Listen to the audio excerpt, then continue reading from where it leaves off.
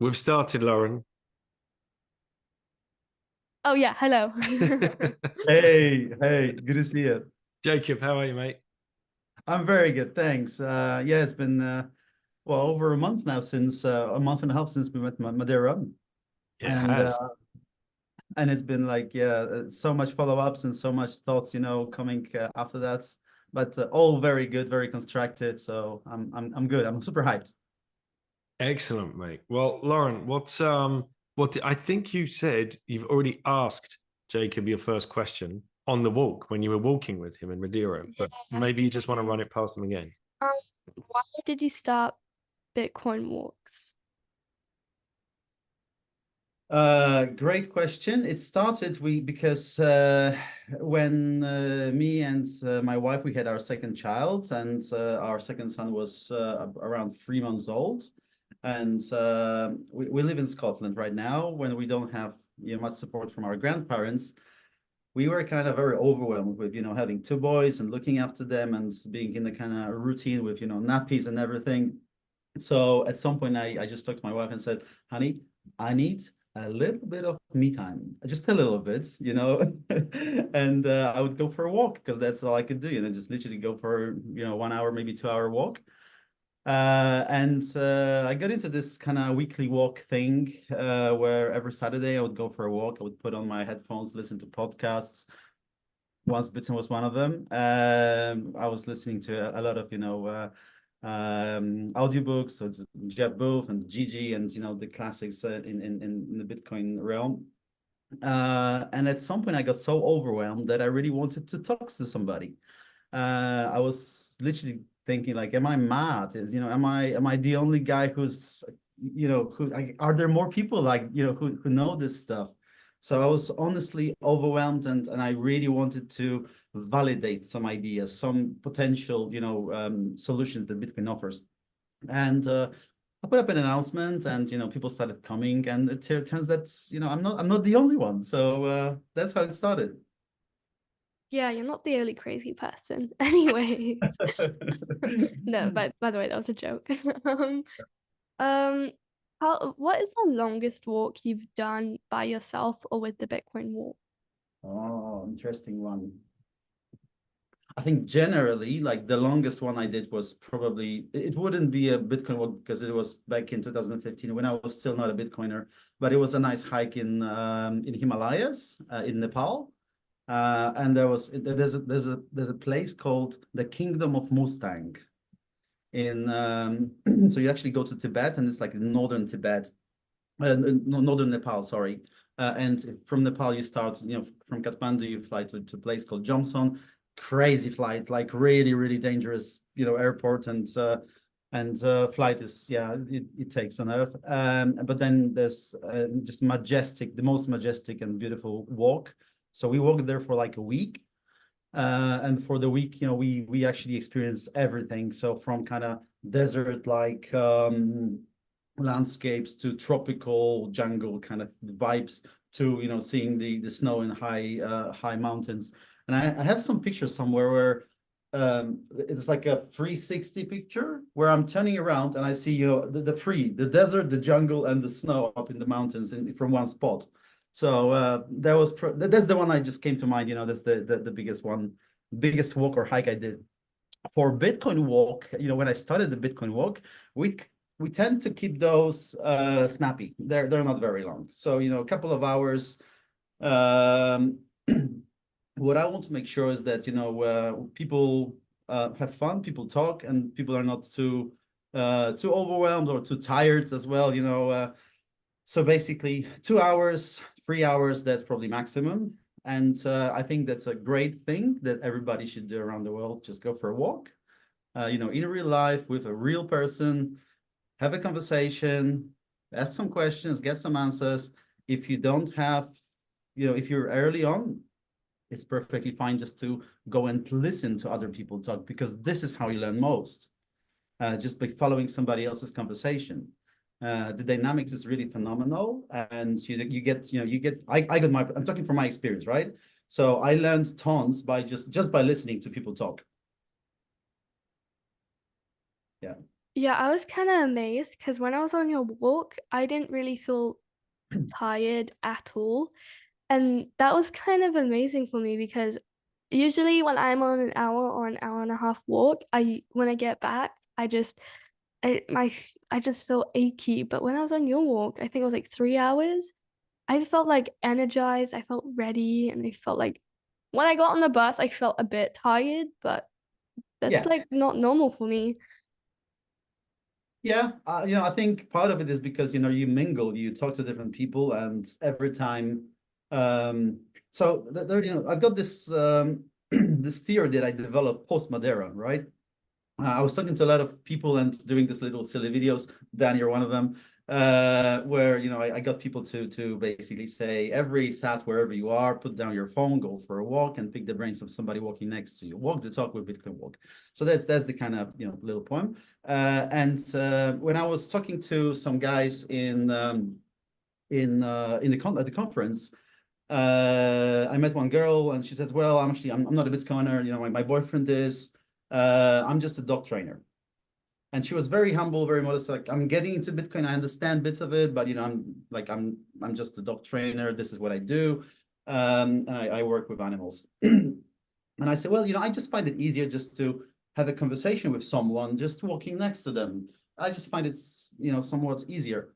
And she tells me, well, in dog psychology, you never train the dog facing it face to face, because this is domination. This is dominating. This is very overwhelming to the animal, and the animal will feel threatened.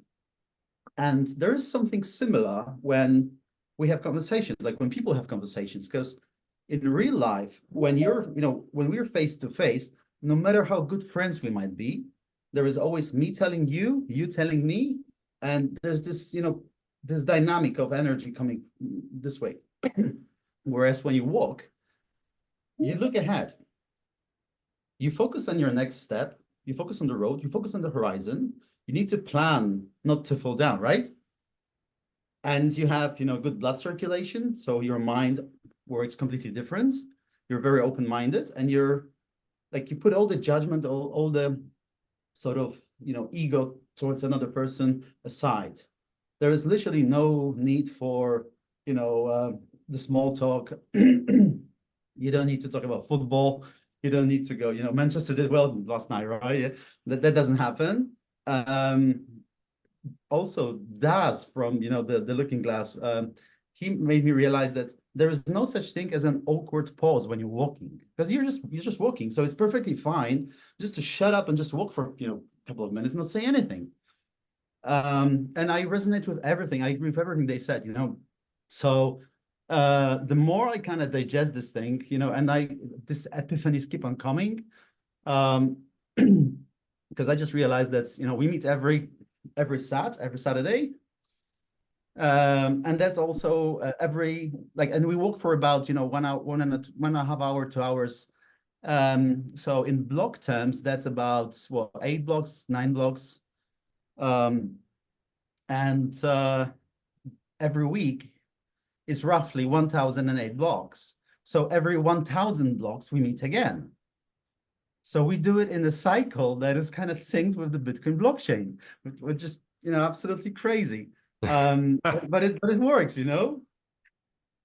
That's crazy. 1,008 blocks, yeah? What, 1,008 blocks? I Okay, mean, so because one the plus... walk is around 8 blocks. I said every sat or every 1,000 blocks, we get together and you go again. Well, it comes back to the number 9. I know people like doing that sometimes. 1,008, 1 plus 0 plus 0 plus 8 is 9. So yeah, we've even got that going for you. Okay. Yeah. Anything else, Lauren? No, I don't think so. Okay, well, there's a reason you like Apple, right? The company Apple.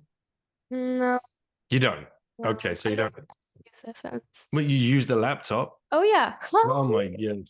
All right, okay, but everybody knows how successful the company Apple was. Yeah, but everyone knows how bad it is. How bad what is? You know how breakable and how the battery loads very fast. Apparently, they put extra updates in your phone to make it more laggy so that you can buy a new one. Yeah, that sucks. Yeah. They're upgrading the operating system all of the time, which outdates the phones, which forces you to buy a new one. Yes, and when they got rid of the headphone jack and all this kind of stuff. But that aside, very profitable, very well-known, very successful company built on walking, which is what Steve Jobs did. All of his meetings, or a big amount of his meetings, they were called the walk and talk. This is what became very, very famous in like Silicon Valley and all of these other startups, following the method of Steve Jobs to get people out and walking and talking. So that was one of his superpowers. And you've just explained exactly why. So you see, there's another epiphany for you. Wow. Amazing. I didn't know that. Yeah, look into it. Fantastic. I will, definitely will, yeah. Because of all the things that you just said. It's the reason. That's the reason, yeah. Yeah, no judgment. You completely change the power dynamic. You get people talking, you get minds open. People are, focused on other things. It's a much more natural conversation. You can move a conversation forward so much quicker and so much faster and so much efficiently. And they just walk around the block, man. Yeah, that's the whole thing. Honestly, yeah. Yeah, no, that's fantastic. I didn't know that. I need to look into this. It's yeah, I mean, the idea keeps on growing, and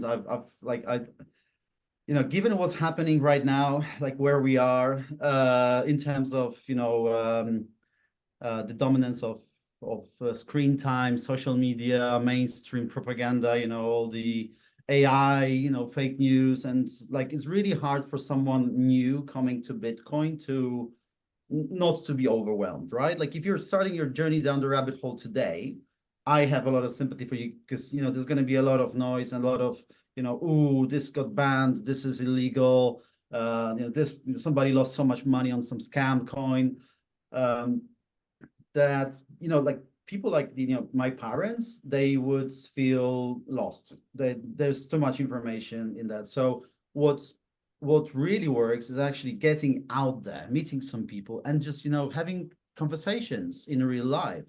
And you don't need to know those people. Like on Bitcoin, okay, we take like I take security also and safety also seriously. So we kind of put together a Bitcoin Walk manifesto that we have on the website, and it just explains basic things that I'm not gonna set up a wallet for you, right?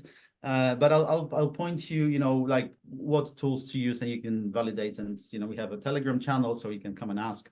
And I think those in real life conversations, the meet space, they're going to have a big comeback in terms of education and onboarding people. So Bitcoin will creates a perfect platform for this. It's free. You don't have to pay anything, literally anything. So if you're thinking about buying a coffee or a lemonade or beer or whatever, that money can go towards sats. So yeah. Excellent. All right, Lauren, thank you for your questions. Thank you for answering. Thanks. All right, I need to go. Bye-bye. Don't forget to bring that coffee back. Were you surprised at the amount of people that signed up to do the walk in Madeira? Yeah, so that was a long story. But it started with with me reaching out to Andre, say, hey, Madeira, I really want to go to Madeira conference. And they already announced that there'll be a lot of satellite events. I say, would Bitcoin Walk be one of a suitable option for you guys? And they said, like, definitely, let's do that. Bitcoin Walk, we're doing that in Madeira. So I said, okay, guys, I don't know Madeira that well. I would need some help from you guys to help me, find the location. I'd like it to be a circular location. I don't want to be going back and forward. So for the whole group to make a circle. And I need that to be easy in terms of managing group of people basically, so that people can walk safely. It's a reasonable group pace, and have conversations and mingle as well. So it couldn't be like walking one after another. And I think Carolina, one of the guys who are kind of my person on ground over there, she helped me with basically identify the right levada to make a circle around. And so yeah, we're doing that. So, but then there's a problem. Okay, we need to get there. We need to get from from Madeira, from where the conference was over to, you know, that's like 30 minutes drive. It's not very long, but we have to, you know, get people up there. So we need a bus. So we started talking, okay, let's organize a bus. And I say, okay, we've got a bus. That means that we have a limited number of seats on the bus. So I need to put a cap on that. Sorry. I put up, you know, a registration form, like a single, you know, simple type form thing on the website. Say, hey, we're doing Bitcoin Madeira. Sign up to book your seat. And I kind of left it there. And 2 days later, I'm checking the website, the results, and there's like 65 people, and there's 55 places on the bus. So I said, well, I've got a problem now because there's more people that want to go to the walk, and I don't have enough space. I mean, yeah, some will not come, but still, I need to accommodate for that. So I said, well, probably be better off doing 2 walks. And I started talking with Andre and with Carolina, and they said, like, yeah, okay, well, if you want to do 2 walks, do one in the morning and then do one in the afternoon. And then we kind of left like this, I got busy that week. So basically I kind of left I wasn't working actively on Bitcoin Walk in Madeira for about a week. And after a week, I kind of, log in again and go to my Typeform results, and there's 200 people sign up for this. So I closed the registrations. I said, like, guys, honestly, I can't do anymore. I go back to Carolina and say, hey, we need to do 3 walks now. And I put in 65 people on each bus. Well, I allocated 65 seats, 65 people on each bus. So there was 9 o'clock, 12 o'clock, and 4 o'clock. And 2 o'clock. So for each of them, they were all over. I did what airlines do, right? I basically sold more, well, not sold, but gave more people than there were seats in the bus. And luckily for me, we kind of managed to get everybody in. I mean, at 9 o'clock there were more people, and there actually more because somebody said, like, hey, I'm going for this Bitcoin walk. Do you want to come? I don't think they have spaces, but let's see. And then people ended up taking a taxi and going up, following the bus. So we did free walks that day, and everybody was so. Everybody understood what this is all about, Everybody knew exactly why we're doing that. Like this. So I didn't have to explain anything. It was natural. For the Bitcoiners over there, it was natural. And I got so much, great feedback because people get to hang around together, have this conversation with people from other countries. And they say, wow, this thing is great. Like it really, the touch grass feeling when you go there, it's amazing. Yeah. Excellent, mate. And I'm sorry I couldn't make one of them. We were supposed to come on that morning, which turned out to be the football competition that Josias was running. And my son, I mean, yeah, as soon as he heard about that, he was all in. So, but my wife and my other daughters come along and had a great time, really awesome time, as Lauren just explained. Because when I try and get them out walking just in any day of the week, pick a day of the week, come on, guys, we're going out for a walk. Like the pushback is ridiculous, absolutely ridiculous. But like when you go with a group of people, it's it's a social thing. It's a social event. It just makes so much sense. Absolutely. And I again, I'll tell you an anecdote that I got from my father-in-law. Again, a very kind of high benchmark comparison, but I think I need to quote it anyway. So when our first son was actually born, and we were having a conversation with my parents-in-law about baptizing him. I said, look, I'll let him choose his religion, when he's ready, when he's aware, and he'll do it. Like if he wants to, he will. I'm not going to force him into any particular religious institution. And my father-in-law said something like, well, but this is, you're doing that for your children to be in, part of the community, that have the same beliefs, that are supporting each other, that, meets every Sunday, and, they strengthen their beliefs.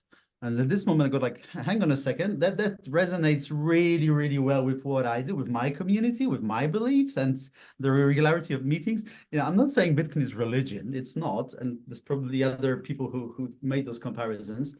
but the cycle, and every religion uses a very crafty methodologies, right? So like the cycle of regular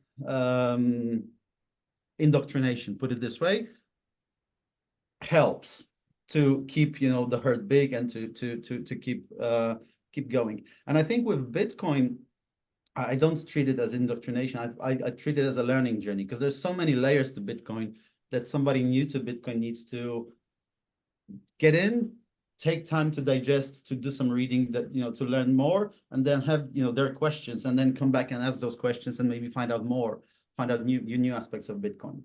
So in this sense, this weekly cycle, the 1,000 blocks, that really helps. And we developed something. I was talking to my friend here in Edinburgh, who said that, well, this bear market actually for him was much easier because of Bitcoin Walk, because he could, like, every week he could go out and he know that, okay, we're here, we're sticking together. Yeah, it's pretty bad, but like, let's keep going and we'll get there. So we treat it as as a support network, as a group therapy, if you like. Yeah, people love it. People do that. People come to our walks here. Now there's new chapters popping up, in other cities. So we got Bitcoin Walk in Madeira actually going on as well. We've got quite a few in Germany, and there's more new chapters popping up every day. I just set up a page for a Bitcoin Walk in Fairfax, Virginia, in US. So they'll be doing one there. So you just like to help other people in other countries, other plebs that want to like emulate what you've done. They just get in touch and like, how did you start Bitcoin Walk? Yeah, pretty much. I mean, what I want to do is I want to create a platform where everywhere people will be able to go to the city, say, hey, I want to go to a Bitcoin Walk, or maybe I want to meet some local Bitcoiners. I don't want to go to a pub. I don't want to, be sitting and drinking beer and looking somebody in the face. And that's not what I do. Maybe it's a family event. Maybe you want to go with your dog. So Bitcoin Walk is a great format. And also, given what's happening, what might be happening in the in the future, when there is a big crackdown on Bitcoin from the governments, who knows how much time that might take. But I would love, by that time, I would love Bitcoin Walk to be an official kind of well, a known thing that people you can people meet on those Saturdays. They go, they talk, maybe they trade, I don't know. Anybody can do whatever they want. So so in this sense, I think this in real life format is, I'm bullish on that. It's gonna grow. 100% I'm bullish on that, mate. Yeah, getting people in front of each other is so. I was talking with the Bitcoin Policy Institute guys last night, and they were just giving an update on. So Susie and I were in Warsaw for the Bitcoin Film Fest, and met a bunch of new plebs. Some of the other guys, Susie also went along with Freddie and Bill and a bunch of other guys to the cheat code one in Bedford, and another one, whatever little events that they can get to, on meetups. And it's been a theme that I've seen in 2024, where a lot of Bitcoiners, long-term Bitcoiners, they might be 2 cycles deep, are going to events for the first time. Some people are meeting other Bitcoiners for the first time. And I know this, but when you experience that, you can't explain. He's like, oh my, this is a life-changing experience to be surrounded, even if it's a one-to-one meetup. Like, let's say I find Bitcoin Walks, or you post an event on Orange Pill app and whatever, and 3 people turn up. That's still magic. Like that's that, still because and I encourage. Go on. I was going to say, because generally in our lives, in our fiat lives, you don't meet strangers on the off chance. You meet people because of work commitments only. You'll meet new people, but that's because you've got a deal to close, or you've got a relationship to solidify, or you're prospecting. You won't meet a new person without interest, just for the love of it. Yeah. Like, Absolutely. You're 100% right. And I think we are the average of the 5 people we surround ourselves with, and to me, my kind of Bitcoin walk group, these are the guys that, like, I call them my friends, my mentors. I learn from them. We have very, very deep conversations on different levels, like even beyond Bitcoin, to be fair. So I encourage everyone to start that, and you don't need to be super, what's the words, extrovert to be talking, about everything that's happening in your life. But if you want to meet someone and talk about Bitcoin and you don't really know like who they are, where they are, just have a simple conversation on how does self-custody change the world? What is how does the finite scarcity of a commodity, how does that affect, like the invention of that, how does that affect humanity? These 2 questions, they're enough to keep us going for a long time, and you can fork from that wherever you want. So anything to do with economy, money, politics, geopolitics, game theory, energy, environment, philosophy, and the list goes on. It's everywhere. So in this sense, it's a really, really easy conversation starter. Very it's really nice to work with this topic. I can't imagine doing AI walk. That would be weird, right? That would be yeah. Web3 walk. Web3 walk. Oh God. Yeah. Everybody walking in different directions. Exactly, mate. What are we doing here? I don't know. Is it a thing? No idea. Okay, let's go home. All right. So what's the hero's journey here? Because you're not, you live in Scotland. You're not Scottish. You're from another country. So let's figure out your kind of pleb's journey. Where did you grow up, and what was going on when you were like hitting your stride in your teens? Yeah, small town, just between Warsaw and Krakow in Poland. I grew up like in the late 80s, so the dusk of communism in Poland, and I remember bits and bobs of that. I remember the time when Berlin Wall fell, and how this transformation was happening in Poland. And again, I remember that 2 kind of most important, like, and also from history lessons, 2 most important people who defeated, well, helped collapse the communism regime in Poland, were Lech Wałęsa and John Paul II, the Pope. And again, like historically in Poland, when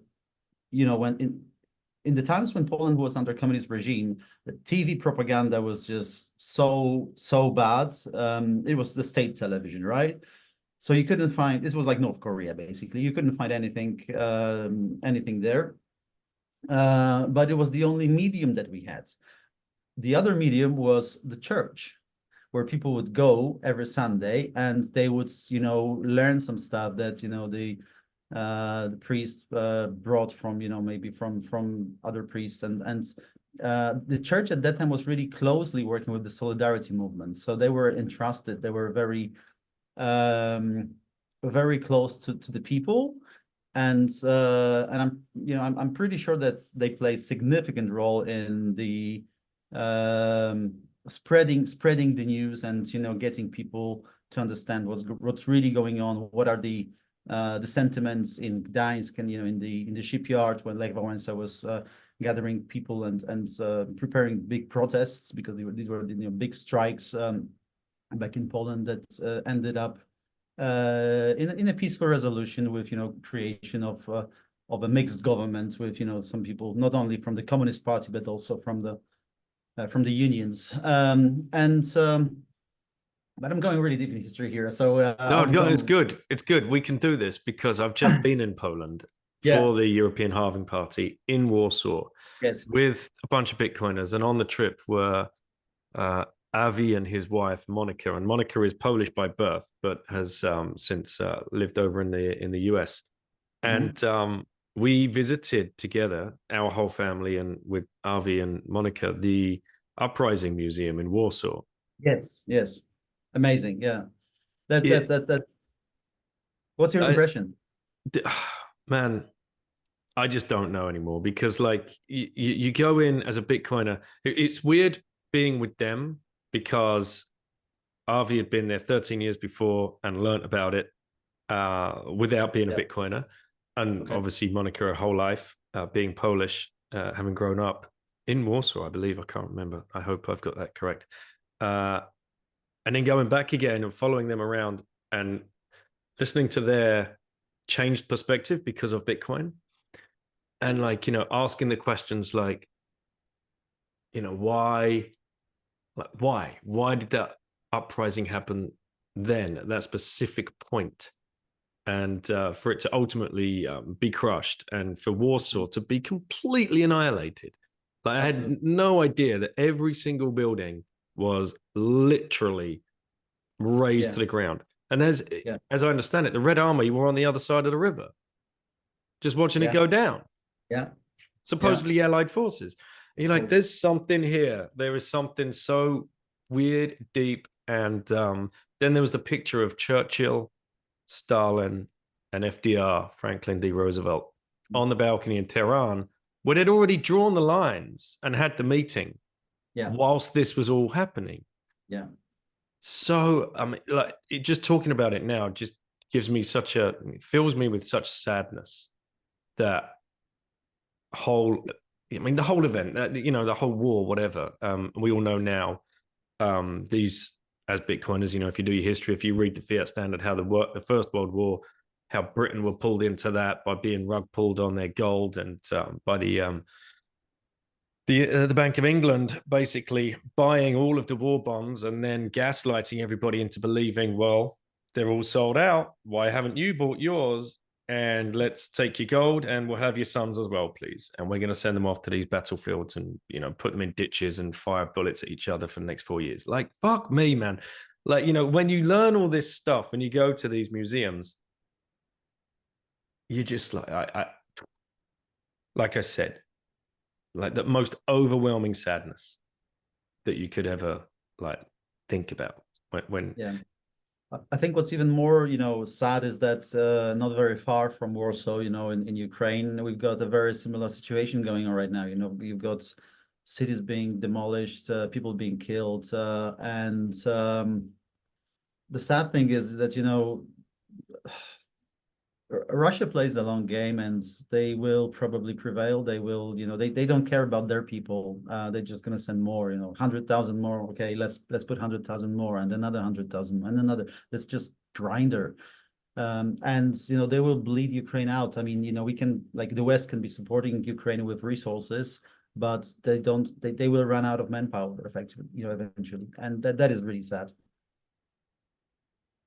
Oh, I hope Bitcoin fixes war.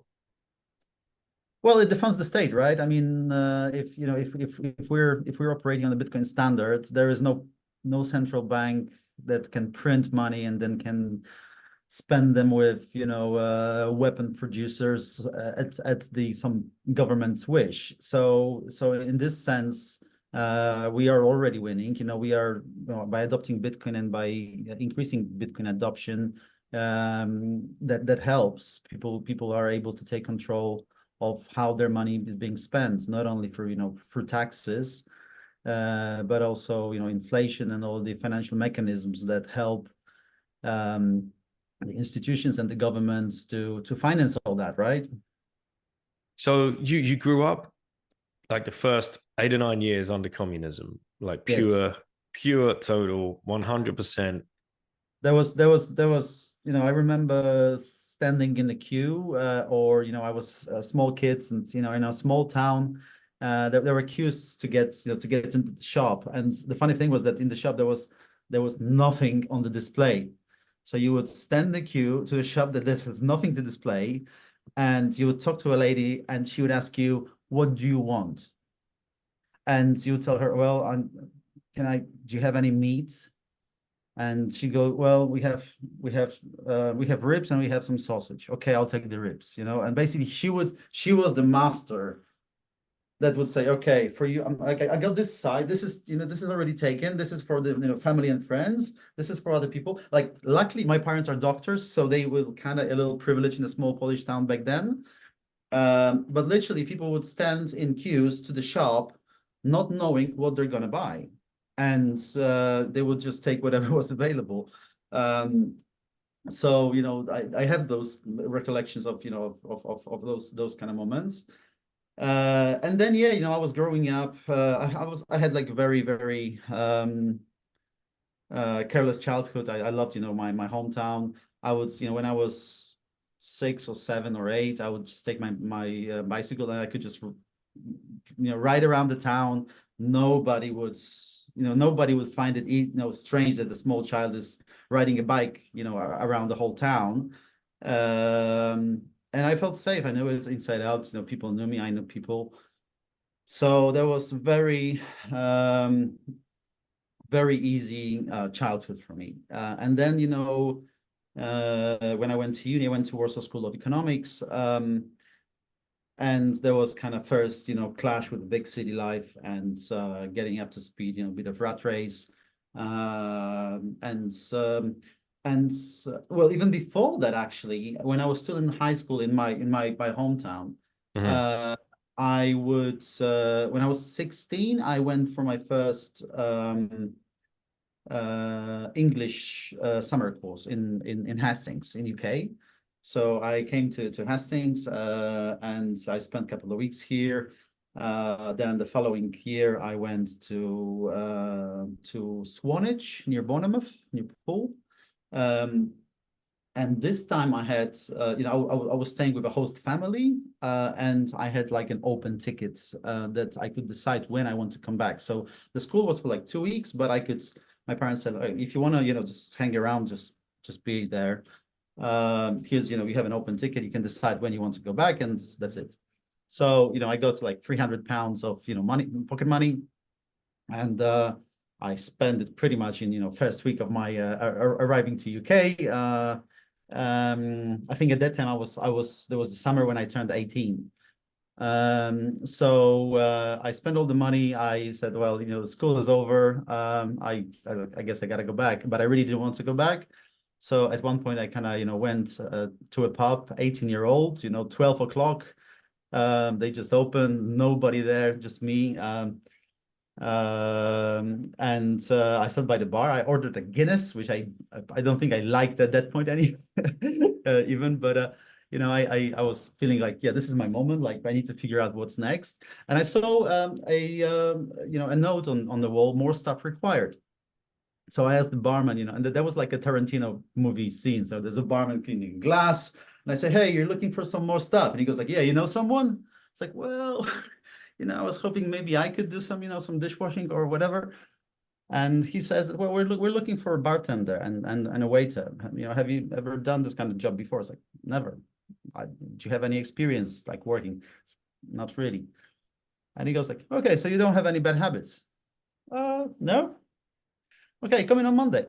So, I got my first job and started, making like £7 an hour, which, back then that was crazy money. Like when I stayed there for another month and, I was working like crazy hours, very, very long hours. But effectively, I brought more money home that I took with me to go to UK. So this was like, for me being son of the doctors in Poland, I was like, look at me now. I don't need you anymore. I'm independent. I'm like I kind of delivered without your support. Like I really wanted to be independent back then. And that's how it started. I started coming to UK every summer when I was, when I graduated from high school, I went to uni in Warsaw, and every summer I would come to UK to do bartending jobs and waiting tables and stuff like that. And that got me kind of, okay, well, I like it here because of different reasons. I was a big fan of rock music. Like British music was, to me, was always like, whoa, the giants. There's nothing you can compare it to. So when the time came for London, I said, okay, I'm walking the same street as, the guys from Rolling Stones, Queen, and the big boys, the stuff that I was very much deep into. So I said, okay, let's settle here, and literally the day I graduated from Warsaw School of Economics, I came back home. I didn't celebrate at all. I just I bought my mom a bunch of flowers and said, look, I'm done, and I've got one-way ticket to UK. And the next decade, with a little break, it was pretty much me in UK, in London, freelancing around digital agencies, and being a project manager, a Scrum Master. Now I'm mainly working as a Scrum Master. So I work with developers, I work with product owners, and I make the business and the technology guys talk to each other. Mate, awesome. All right. Okay. So there's a lot I want to tease out of you. And I think I want to go back to the wall coming down, because that would have been a time in your life. You probably, what were you like, 9, 10, something like that? 10, yeah. 10. So you're getting ready to go up to the next like high school, right? And you've gone through a communist education regime, and you're obviously at home all day and around your parents and perhaps even your grandparents. Do you remember like feeling a shift in like emotions? Like what were they talking about? Like how quickly and then like, did the education system all change on a dime as well, or was that still heavily propagandized towards communist thinking? And yeah, I think from my perspective, especially in a small town, there wasn't. I didn't notice a massive change, as I was kind of transitioning through the traditional education system back then. It was all painful, and I was like, yeah, I just need to get over it. One more year, tick off the box, one more exam, get it done. And literally that's what happened to me over until I finished the Warsaw School of Economics, after which I had no idea about economics. right. I mean, ironically, I was a rebel, back in the days at uni and high school. I would always be, I was big time a metalhead, and a person that would go against the current. So me being in Warsaw School of Economics back in the days, I felt I was a misfit. I didn't feel like this is a thing I should do. But at the same time, I was a rebel, and I didn't want to go to study medicine like all my parents and my extended family did as well. So in that sense, I felt like, okay, well, I'm good at English, at math, and I like history. So Warsaw School of Economics should be fine. And I kind of did that. I was lucky enough that around the third year, I met my one of the lecturers who then became my promoter for my master's thesis. And that was, I did my master's in 2005. This was the defense in October 2005. And the subject of my defense thesis was internet as the music distribution channel. And back then in 2005, I was talking about torrents, peer-to-peer, and all those things, which the guys were like, what the hell is that? In 2005 there was no iPhone, there was no YouTube in 2005, no Spotify, that didn't exist. So I think YouTube was created literally in 2005, a few months later. So in this sense, my promoter's like, you're a little bit extravagant, but that thesis can go in. That I like that, And I feel I should follow that up with, maybe another layer of, hey, here we are now, 20 years later, and what does peer-to-peer mean, and how this will keep on evolving. So yeah, that's how it happened. Man, so you were well primed to find Bitcoin then. It was just only ever going to be a matter of time. So how did that happen? So to be fair, I found Bitcoin pretty late. I found Bitcoin around 2016, 17. This is when I started being like, more seriously interested in that and doing some research and going to meetups and And yeah, I did my mistakes. I went the shitcoin route, and I said, well, it's too late for Bitcoin. There's going to be more, advanced blockchains, and so that was my way of thinking in the beginning. But I managed to come through, and I think during the COVID period, this is where I said, like, okay, Bitcoin only, and from then on, I went down the Bitcoin rabbit hole and started, unveiling more layers to it, and getting more commitment as well. But yeah, I was always against anything centralized, central banks, authority that's being kind of imposed on you. And it's funny because when it comes to governance in countries like Poland, for example, where you have, we had elections a couple of weeks ago for the local municipalities and councils. And what these guys say is like, okay, we're working with the budgets that we get from Warsaw, but the feeling is that we're literally scrambling for breadcrumbs that fell off the table that's where the dinner is being held. And that was the kind of mentality in many Polish towns, where people think like, okay, we have there's literally nothing we can influence. There's nothing we can do, because we need to rely on on the capital, on the central point of authority. They will make the best decisions for us. They know, and whenever a dignitary comes from Warsaw, there is all the shebang, and we give him flowers, and we have beautiful reception, and it felt weird. I felt like, okay, there's just some dude that is being treated like a bloody king, and he's one of many guys who are supposed to be public servants. Doesn't feel like public servant, he feels like he's an emperor coming to visit, so that kind of still keeps on happening in Poland. That still goes on, but maybe to a little less extent. And this kind of in the back of my head always rang the sort of need for decentralization, and peer-to-peer was the right way.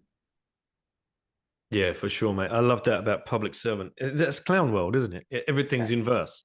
100%. It's like civil servant. These people that we are all dependent on because we need our driver's license, or we need our passport, or we need whatever it is, like this mesh of freaking administration that just rains down on and just keeps us suppressed. And the only way you can access it is through a civil servant who is never civil or serves you. They are complete opposite. They're rude and totalitarian in their delivery of what they want from you and what they expect from you. And you're like, God damn, like this, how have we fallen into this trap? This is nonsense. It is. And especially for you, with being so close to communism, having grown up under that, like you ask people around the UK, they'd have no clue that they're living under a little pseudo socialist communist little system. It doesn't resonate. And when you try and point it out to them, they get triggered immediately. You're like, well, no, blah, blah, blah, blah, blah, this, and you're like, oh my gosh, right, okay. I find it disturbing that, okay, Edinburgh is a beautiful city. This is where I live now. It's a beautiful city, but whenever I go for a walk, I go, take my kids to the park, I see posters on on bins and on the walls and somewhere. Hey, join the Marxism festival, the socialist festival.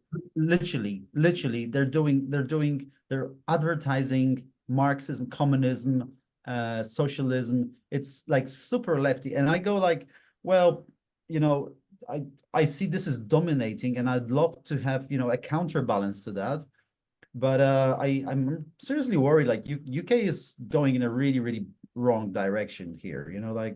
And those I'd love to find out who's behind it, like who are the people and where they get the money from, because they have money. They put up a lot of posters. Like the city is shit posted with posters advertising communist or Marxist festivals. So yeah, festivals. What do you do a Marxist communist festival, going queue for bread. Like, what's the shtick here? I don't get it. Like, and it's being pushed. These agendas are getting pushed through the universities, right? And like the idea of like the planet's going to fall out of the sky. You know, when did Greta start hitting that age group? It feels like just yesterday, but it was probably 2019-ish, 2018, 2019. So we're like 6 years into this. And if you were 10, 11, 12 at that point, you're now 16, 17, 18. Yes. And you've grown up under this And you programming. start getting interested in politics, and Yes. but you say, you're pre-programmed, you're pre-scheduled to go this route. I saw as well there was talk of lowering the voting age in the UK to 16. Okay. And, you know, people are like, yeah, well, blah, blah, blah. Give people more voice. Your vote matters and all this kind of stuff. I'm like, oh, my God. You're literally just getting the brainwashed people exactly when you need them. And like that, because they've done nothing but be programmed through the socialist education system for the last 11, 12 years of their life. What 100% of their own do they have? Zero. To support that claim, I try to orange pill people when I'm hanging around and I've got too much to think about. So whenever I talk to I see some students and I'm in a cafe, I'm sitting by the big table and somebody joins, and we said we can just start having a small talk conversation. And I kind of tend to see what they're doing. You're into programming. Okay, cool. Well, there's a lot of cool stuff being programmed, blockchain, Bitcoin, blah, blah, blah. So I try to kind of recognize where they are. And then I pop the question and say, well, what do you think Bitcoin, has the future? And they say, well, I don't know. I'm not interested. And probably not. Whenever I try to explain, why this is a superior technology, money, and so much more, I see they're not interested. Students are not, like young people are not interested in Bitcoin. And I find it very disturbing because they probably think about an investment that they should make, to make more money, or they think that I'm trying to, to talk them into some kind of, whatever. Not at all. What I'm trying to do is have a conversation and see where they're at, and and tell them, oh, Bitcoin walk. So come to the Bitcoin walk. We can have a more in-depth conversation. But what I noticed that students are generally not taught about money at all, and that kind of resonates with my education experience. I took literally nothing from my education regarding money management, and I am I've got masters from Warsaw School of Economics. So that's people who are studying other things, they probably know even less, and I think this is by design. This has to be by design because everybody operates with money, and the moment you hit you hit the work market, you enter the work market, you start getting salary, paying rent, thinking about mortgage. I mean, it's good, like if these guys they put you in this hamster wheel, that's you just have to have enough to to make the ends meet, right? And then you're done. Next, like next generation, and you'll be paying, interest, and you'll be paying everything for the pensions. They'll tell, well, you have to be part of the system because they, the elderly depend on you, so they make you feel guilty, and there's so much. So they don't want to change, they don't want to reform, they don't see the lights that's that is possibilities that technology brings and Bitcoin brings as well. But instead they're kind of just grinding generation after generation after generation to keep this system going. And I think generally in UK, but in Scotland specifically, the social benefits, this is a disease. Like so many people are on benefits here. You have 3 generations of people who never worked, never touched, never went to work. And my wife, she was in an organization that, another crazy idea, but basically it's a charity that helps people to find out what benefits they're eligible for. So she has a book like that, thick like that. You know, anything. And I'm hearing stories about, you know, 25-year-olds coming from, you know, a family that's on benefits and says, yeah, well, you know, I've got anxiety. I've got depression. I'm not going to work. That's it. 25-year-old, not interested at all. She saw the way. She has a blueprint from her family. She's being taught how to do that. She does, like, this is her, you know, this is the life that she chose to have. And I feel that this is what gets me depressed and really pissed off, really. Because I feel like, okay, well, I despise benefits. I despise any sort of support. Like, I want to earn my money. I want to be able to work hard and make big money in my life. And the idea that there is a whole generation of people who are just, you know, feel entitled to, or they want to, you know, take something because it's given to them by the state, it's just wrong. Yeah, that's not going to fly in the long term. Again, by design. Yeah. This is how you corral people into the little cattle pens that you need to be dependent in, right? And you're right. Like the social benefit system in the UK now is basically a career choice or a lifestyle choice for all of these people that you know started down this very slippery slope a generation or two ago, and they know, like, I can't believe there's a book on it. I didn't know that, but I know for a fact that people spend their time figuring out a way to find the loopholes in the system so they can be very clever and very creative when, you know, show me the incentive, right? Here's the incentive, free money. How do I get it? Oh, well, you've got to be a single mother under the age of 22, or you've got to be suffering with a mental health disease, A, B, C, D, or E, or you've got to have some kind of medical disability, X, Y, or Z, or you've got to be in a certain catchment area and earning under a certain, you know, blah, blah, blah. The list goes on and on. Absolutely. And on. And this is their careers. Their careers are finding, it's like you working in a normal job and you get to that point where you close that deal. It's something you've been working on for 9 months, or you deliver a project or something. You feel that elation. You found it. You did it. You got it. That's what they're doing, but finding loopholes in the social benefit system, which is being funded by the people who are working and having 50% of their wages stolen. Yeah, 100%. That's super. Like, this is really bad. I tell you, I'll give another example of coming back to Bitcoin Walk, and one of the walkers that I met a couple of years ago now, actually. There was a guy named Wadi, and Wadi was from Afghanistan. He was a refugee. He had an asylum in UK. He came to UK probably around, you know, a month before we met. He came to Bitcoin Walk because he was still in the process of getting his paperwork done to be able to, you know, to work.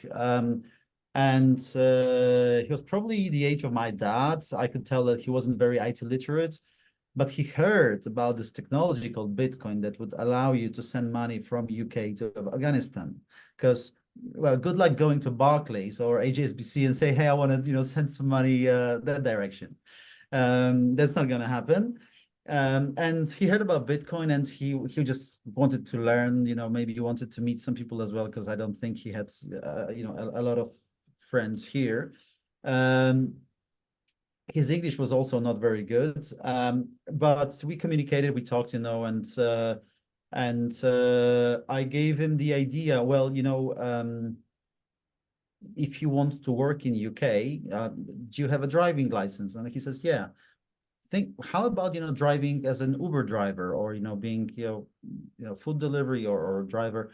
And this to him was like a godsend. It was like, yes, I can do that. I'm going to do that. Thank you so much. So, you know, he came to the, I hope that when he made some money, he finally got into Bitcoin as well. But to me, like, I felt very, very fulfilled, because I kind of figured out that, you know, why don't you do that? And you know, the ability to work, to spend his time productively, that was more than, you know, the government is going to give you, you know, 200 pounds, 300 pounds, whatever. No, no, no, no, no. The, you know, the mindset, okay, I'll be able to work and to support with my work, support my family. This is the stuff that he valued. And I respect that immensely, you know. Oh, I'd love for you to go to one of these Marxist rallies and find out what is going on there. And just like, you know, a couple of questions like, so what are we doing here? What do we believe in? We believe everybody should have the same opportunities, right? Yeah, okay. Do we all believe that everybody should use just one currency and, you know, that currency should be fair for everybody else? It's like, yeah, yeah, absolutely. Okay, I got one for you. Bitcoin is commie money. Why don't you start looking into it? Everybody's using it. Yeah. They're using it in China. They're using it. Yeah, exactly. Yeah. Yeah. I just, it blows my mind. I can't believe, what can they actually be like intellectually discussing? No idea. No idea. But believe me, city of Edinburgh is kind of covered with those posters. Wow. Yeah. What made you so determined to learn English when you were like 16, 17, 18? Why? I guess the will of, you know, escaping was the reason. I wanted to be independent. I wanted out.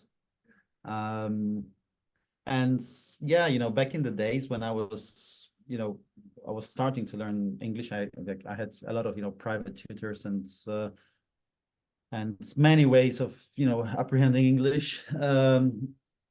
I felt that this is a different language. This is, you know, a language from the culture that resonates with me, where I'll be able to find myself easier than the one I have in Poland. I know I love Poland. Poland is great. It's a fantastic country. But when I was getting there, when I was discovering, you know, myself and what I want to be, where I want to be, who I want to be, I knew that I didn't have, you know, enough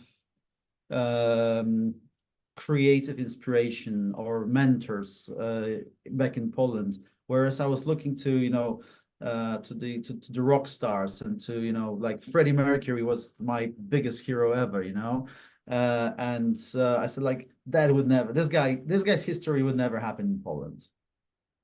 And I kind of knew that. And it's like, well, he did it over there. There's a, you know, more fertile ground to be successful in any way you want in UK. So I kind of started drifting towards UK. And yeah, it's been, you know, I've been very grateful. My journey in UK is coming to an end. So I will be moving out. But you know, a new chapter starts and it's going to be even more exciting. So, you know, we're in September, we're moving to Madeira. Wow. Yeah. No way. Yeah. That's amazing. Yeah. And I mean, you probably don't know, but you have a big credit in that as well, because, you know, Okay. when we spoke, All right, tell us the story. What's been the thought process here? So, you know, actually, your group, when I bumped into you in Madeira, there was one of the first kind of, you know, groups that I started interacting with. It's like, okay, well, Prince is there, you know, Seb was there, I think, as well. So if you guys are okay having me with you, then I'll just tag along. And then I met Justin. And I spoke with Justin for a long time, and he's homeschooling as well. I know you are, well, unschooling. And in Madeira, you know, one of the biggest regrets I had was actually not bringing my family, because I thought that, okay, you know, I'm going for a conference, and I actually, you know, we actually planned to come all together with my partner, my two boys, but kind of last minute, I said, honey, you know, when we go to Madeira, I want to be at a conference and I want to squeeze anything I can out of it. So I won't be there physically to help you, to support you, etc. And I didn't realize there was a whole kids corner. Like, kind of ignored that kind of stayed, you know, somewhere behind. And then when I saw the whole kids corner and the kids stage, and, you know, I saw the guys, like, you know, interacting with other people, you know, your kids, and I met, you know, Sylvia and Rob from A Place to Be. We started talking, and again, was the kind of revelation to me, like, oh my God, these kids are going to be so much ahead of their peers in 15-year time. So like, what will the job market look like 15 years from now, Dan? Oh, That's gonna be a roller coaster. I have a lot of, like, I'm coming from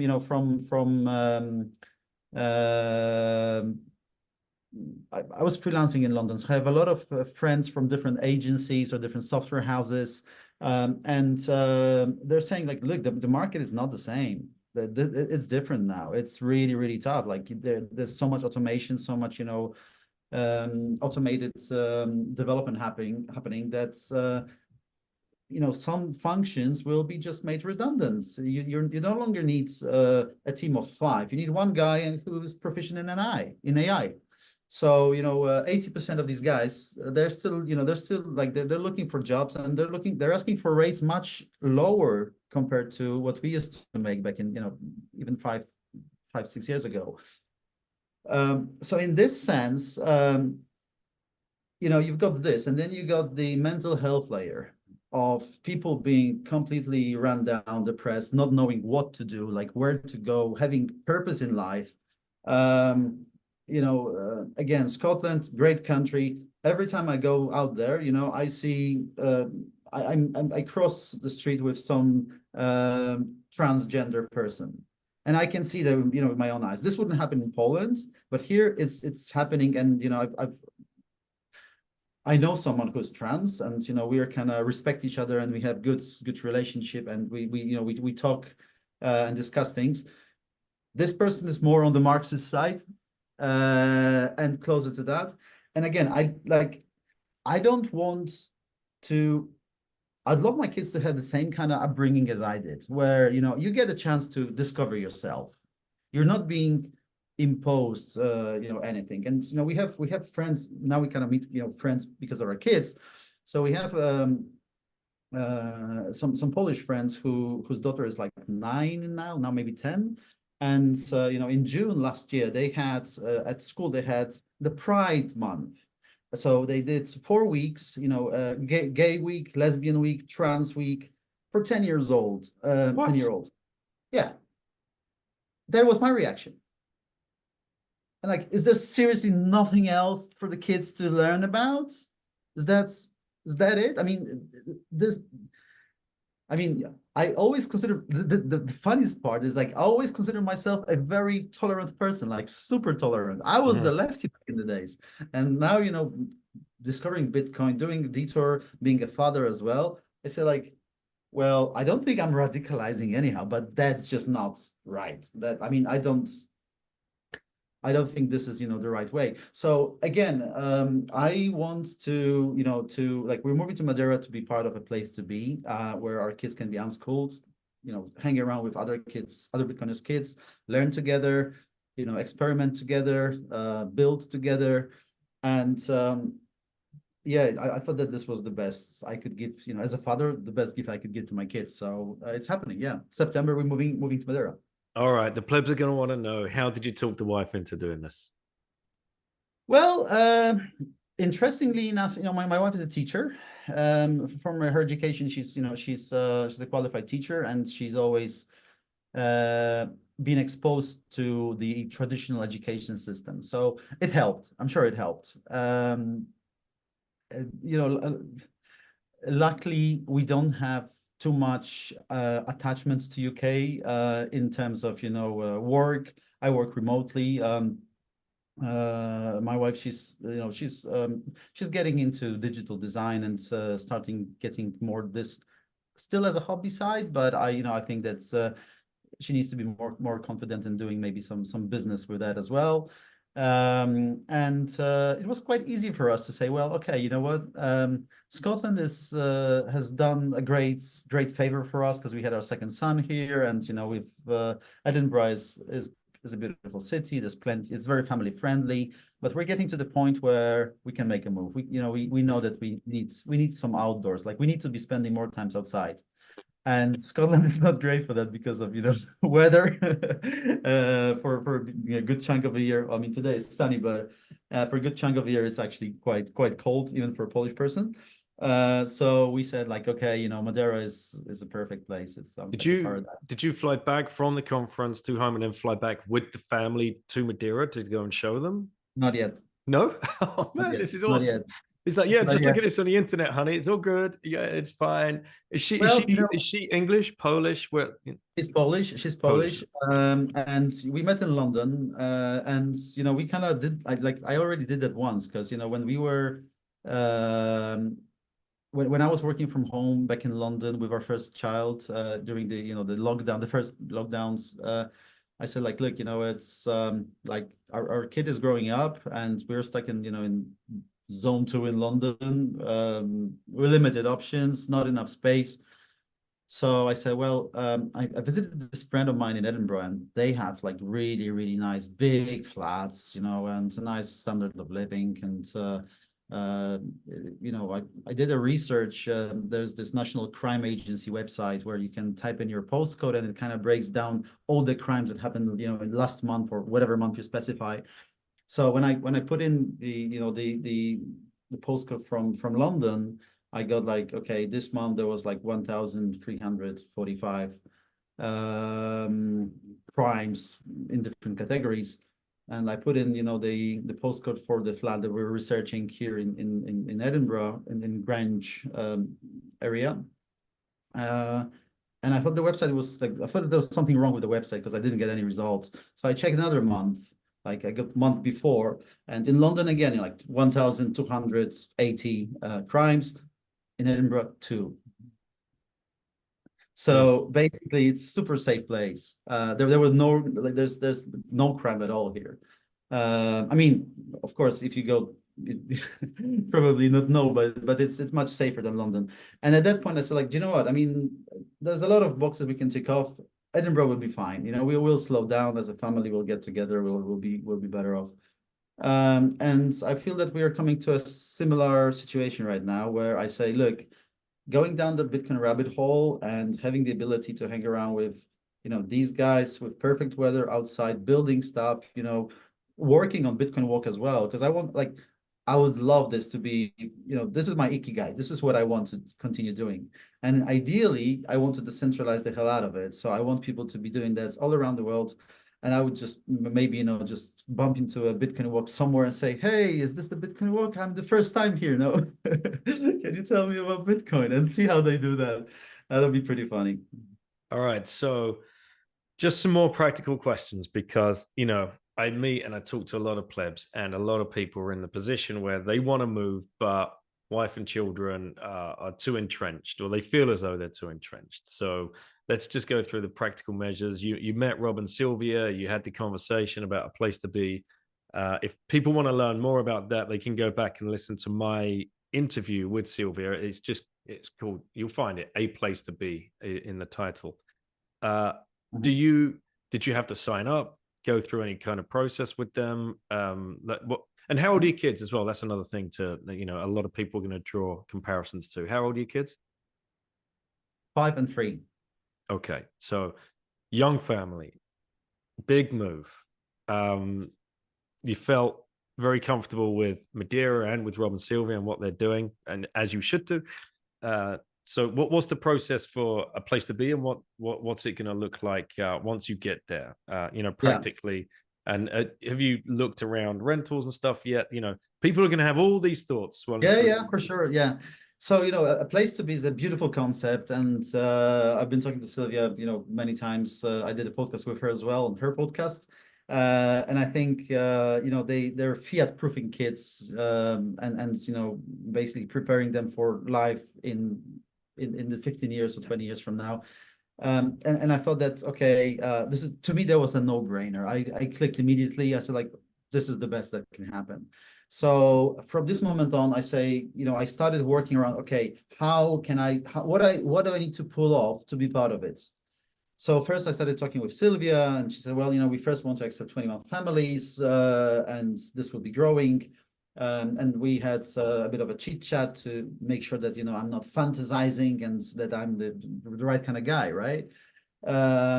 and you know, fair enough, I still have a lot of lessons to do myself as a father, as an unschooling father, in terms of, you know, understanding the game and how it works and what I need to do.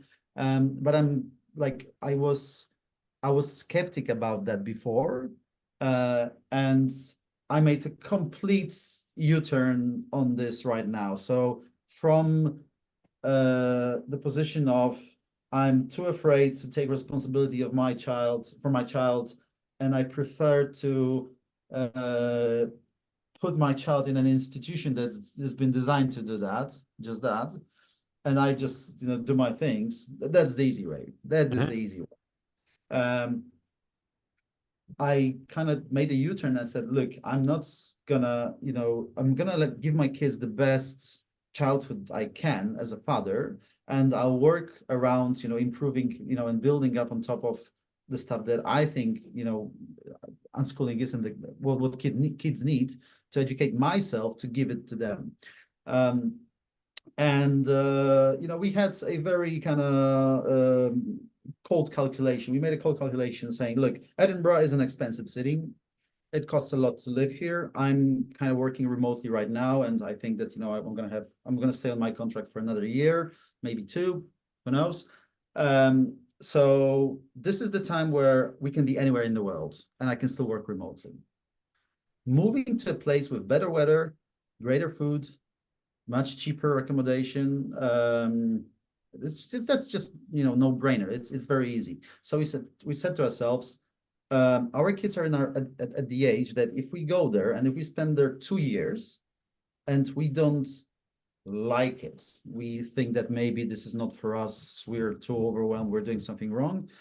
After 2 years, you know, we can afford, because of the age of our kids, we can afford to say, okay, do you know what? I'm gonna go back, send him to school. He'll, you know, at this age, there'll be no difference in catching up, whatever you want to call that. I know it will not happen, but it's a nice kind of, you know, a plan B to have if things don't go so well.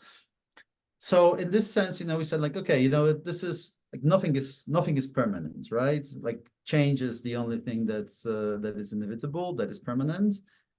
So like we moved to Edinburgh, we're moving to Madeira, and we're looking to this. It's going to be a great episode of our life.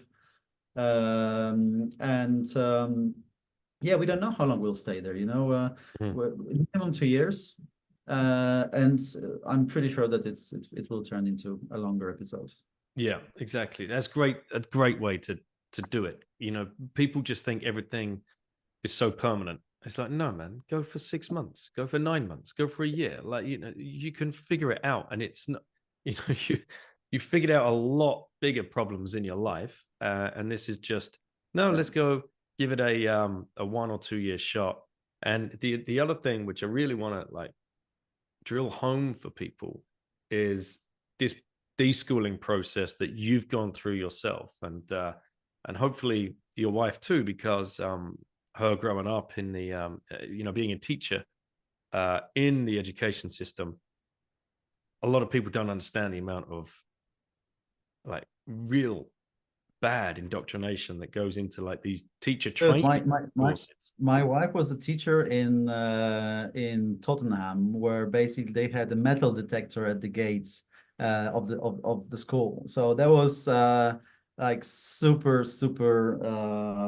weird experience, and pretty much gangster's paradise kind of thing. Yeah, and you nailed it, because the biggest kind of